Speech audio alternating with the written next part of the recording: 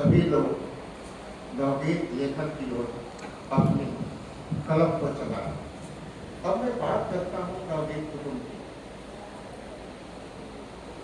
हम भी जब पढ़ते थे, पूरे व्हाट्सएप पर पढ़ते थे, फेसबुक पर पढ़ते थे, तो हमारे दिमाग में एक बात आई कि वहाँ पर जो सारी बात होती है आभासी होती है, यथार्थ में उसका परिवर्तन नहीं होता।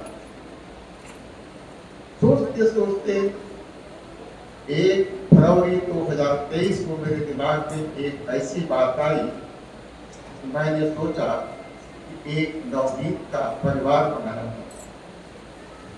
मैंने उसकी स्थापना नवगीत गंज के रूप में किया। अब एक गंज ऐसा शब्द है जिसके सरमुराते ही ओले पड़ गए। लोगों ने कहा कि आप नवगीत को गंजा कर रहे हैं। अरे भाई, ये भी कोई बात हुई। फिर हमने एक समिति बनाई और नवगीत गंज के स्थान पर उस परिवार का नाम, नवगीत परिवार का नाम क्या रखा जाए, समिति के निर्णय के द्वारा निर्णय लेना उचित समझा। उसकी अध्यक्ष जयपुर के मुकुट सक्सेना जी और एक सुझाव, कई नाम आए थे, लेकिन एक नाम आया था नवगीत कुटुंब। उसकी चर्चा अपने पूरे कुटुंब परिवार में मैंने किया और 1 फरवरी 2023 को ये आपका नवगीत कुटुंब परिवार करेगा। अब बात आभासी की थी और यथार्थ की थी, तो मैंने सोचा कि भाई आभासी में तो सब पत्र पे चलता है, फेसबुक पे चलता है, व्हाट्सएप पे चलता है, लिखित में करती है।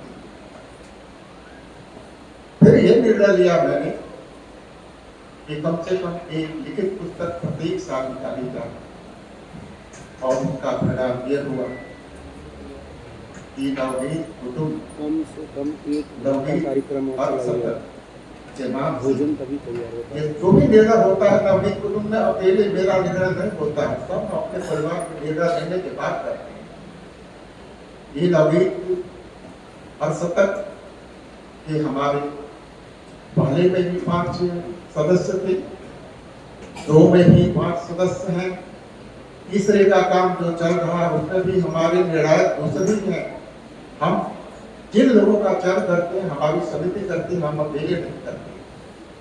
मैं तो एक नवगीत कुटुंब का बाबू हूँ, रथ हूँ, जो सबके विचार आते हैं, सबकी भावनाएं आती हैं, उसको एकत्रित करते रहता हूँ। इस नवगीतकार को कहाँ समायोजित करना है, उसको उस अपने 4 ढांचों में डाल देता हूँ, रख देता हूँ। मेरी थोड़ी सी बेईमानी ये कह सकते हैं यार, जो 3 वोट तक पा गया है उस पर मैं अपना दिमाग नहीं लगाता, लेकिन जो मेरा साथी 2 अंक पाया है, अरे 2 लोगों ने उसको समर्थन दिया है, 3 लोगों ने, 5 लोगों ने नहीं दिया है, उस पर मैं अपना दिमाग लगाता हूँ और जिसे मैं चाहता हूँ अपना वोट दे करके उसे आगे करता हूँ। तो ये मेरी थोड़ी सी बेईमानी हो जाती है, लेकिन एक संपादक की अधिकार होता है, कर सकता है, लेकिन मेरा चयन गलत नहीं है। मैं देखता हूँ मेरा जो नए लोगों के ऊपर बेईमानी करता हूँ कि जो नए लड़के लिख रहे हैं वो कितना अच्छा लिख रहे हैं, पुरानों पर नहीं करता। पुराने को तो पुराने वाले तो हमारे अतिथिगण हमको दे देते हैं। मैं नए नवगीतकारों पर, जो कि नवगीतकार नवगीत को लिखने में अपना समय दे रहे हैं, अपनी लेखनी जो चला रहे हैं, उनको अपना दोस्तों मैं ये कहना चाहता हूँ, समय बहुत कम है, बहुत लोगों को बोलना भी है। नवगीत अर्थतक जो गाँव विमोचन समारोह आप लोगों के सामने हो गया है। नवगीत अर्थतक भाग 3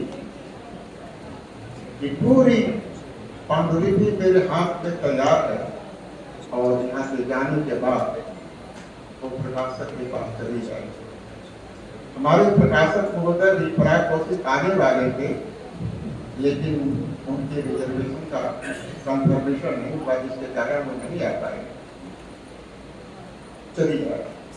अब हम लोगों ने निर्णय लिया है कि पूरे भारत में जो हिंदी साहित्य में नवदीप पर काम करते हैं केवल पुरुष होते करते हमें भीड़ नहीं जुटाना।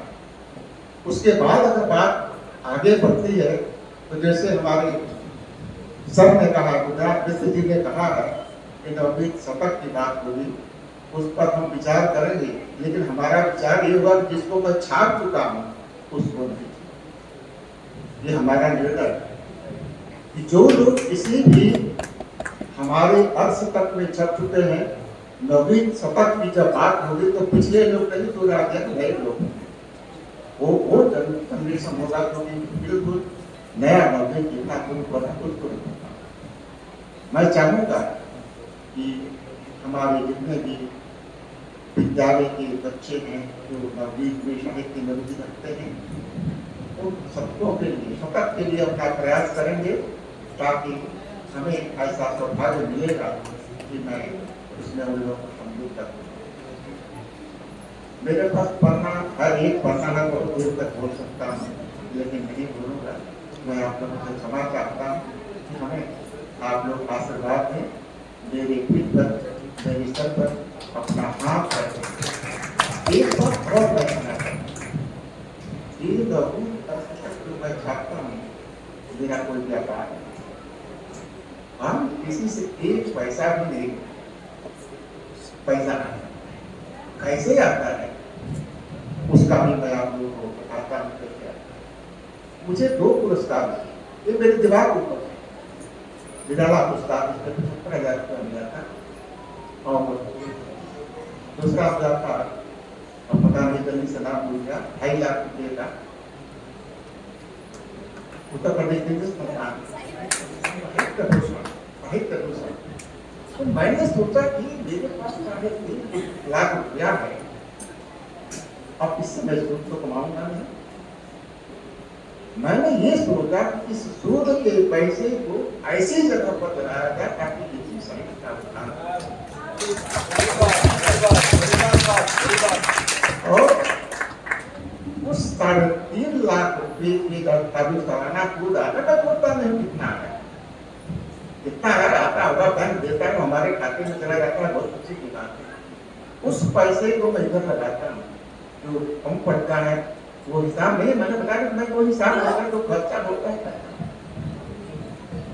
हाँ, जो मेरे मित्र हमको सहयोग देते हैं उनसे आर्थिक सहयोग नहीं लेता है, ये जो उनके से एक आर्थिक सहयोग लेता हूँ वो पैसे, उनसे मैं निवेदन करता हूँ कि भारत के किसी कोने में जिस भी शहर में इस 70 का 78 का विमोचन होगा, आपको अपने खर्चे से आना, वो उनका मेरे ऊपर आर्थिक सहयोग हो जाता है। पिछले बार में हमने जो मेरे बनारस में किया था, सबको अपने सेवा शक्ति से धारा कर सब लोग रुके हुए थे, और उसकी सारी योगदान हमारे साथी हैं डॉक्टर राम बैठे हुए हैं, उन्होंने बनाया। तो हमारे निवेदन पर जो भी हमारे मित्र आ जाते हैं और अपने सेवा करके से आते हैं और जाते हैं, तो मेरा एक आर्थिक सहयोग। मैं हमारे कुछ मित्र बहुत लेट हो गए, जैसे फिलहाल से पंडित रामदास पाटिल जी आए हैं, बहुत लेट आए। लखनऊ से जो हमारे मित्र राजेंद्र वर्मा जी और भाई रामचंद्र जी को पता नहीं है कौन सी पीछे स्टेशन में वही लोग 3 घंटे रोक दिया, वो गाड़ी नहीं चली। चिंता थी मुझे, मैं सबसे संपर्क में रहा। मेरी एक आदत है कि जिसको मैं घर से खाता हूँ उसको घर तक पहुँचाने की जिम्मेदारी है। आधे घंटे के बाद 1 घंटे के बाद सबके संपर्क में सारा और अब तक सावधान।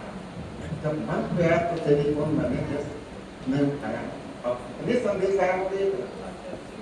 तो मित्रों जो बाहर से आए हैं हमारे मित्र, मेरे निवेदन पर उनसे मैं निवेदन करता हूँ, अगर यहाँ की व्यवस्था से, जैसे हमारे भाई डॉक्टर पटेल जी हैं, संजय पंकज जी हैं, हम हैं, अगर कोई भी गलती हम लोगों से हो गई हो तो आप लोग से क्षमा करते हैं। आपका लेट होना ही असुविधा का कारण हो सकता है।